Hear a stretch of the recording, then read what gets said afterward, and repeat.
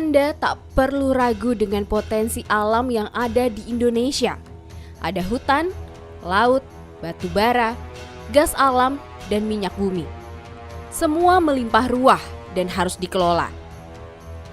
Namun, bukan rahasia umum bila sumber daya alam yang tersebar dari Sabang hingga Merauke tersebut tak hanya memperkaya negara, tetapi juga pejabat daerahnya.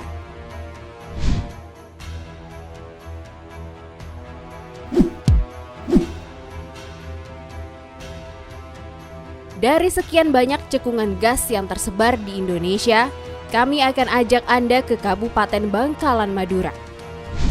Pada 2 Desember 2014, mantan Ketua DPRD Kabupaten Bangkalan ditangkap KPK. Fuad Amin Imron, yang sebelumnya juga menjabat Bupati Bangkalan selama 1 dekade ini, digelandang terkait kasus suap jual beli gas alam untuk pembangkit listrik tenaga gas Gili Timur di Bangkalan dan Gresik. Suap diterima Fuad dari PT Media Karya Sentosa, perusahaan pialang yang ikut dalam kontrak jual beli pasokan gas. Direktur PT MKS, Antonius Bambang, diketahui memberikan kepada Fuad Amin secara rutin selama bertahun-tahun dari hasil penjualan gas alam. Setoran bulanan terus naik dan naik, berawal dari kisaran 50 juta rupiah per bulan hingga menjadi 200 juta rupiah per bulan dan akhirnya terus naik menjadi 600 juta rupiah per bulan sejak Maret 2014. Luar biasa. Praktik penyelewengan ini nyaris tak pernah terendus publik sebelum transaksi suap Fuad dan Antonius Bambang dibekuk KPK.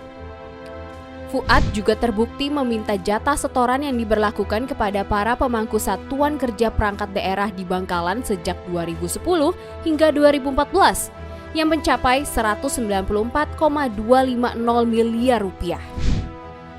Bukti lain yang mengarah ke Fuad Amin adalah permintaan jatah untuk proses pengangkatan calon pegawai negeri sipil di lingkungan Pemkab Bangkalan selama 2003 hingga 2010 senilai 20,1 miliar rupiah. Mantan orang nomor 1 di Bangkalan ini ternyata menuai cukup banyak kontroversi, lantaran kepemimpinannya tak hanya di soal kasus suap. Namun Fuad juga didakwa melakukan tindak pidana pencucian uang ratusan miliar. Tak main-main, totalnya mencapai lebih dari 300 miliar rupiah. Diduga, uang-uang ini berasal dari hasil korupsi yang dikumpulkan dirinya sejak menjabat sebagai Bupati Bangkalan.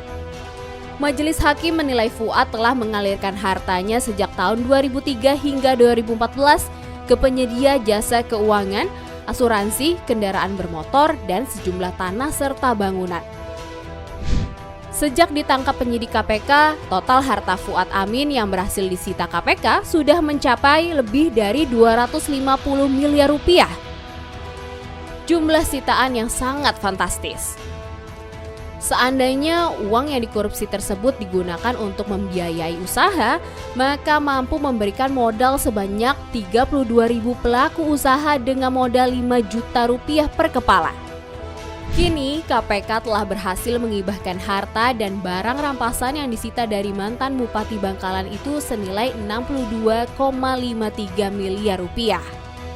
Atas perbuatannya ini, Fuad harus mendekam selama 13 tahun di dalam penjara hingga tutup usia.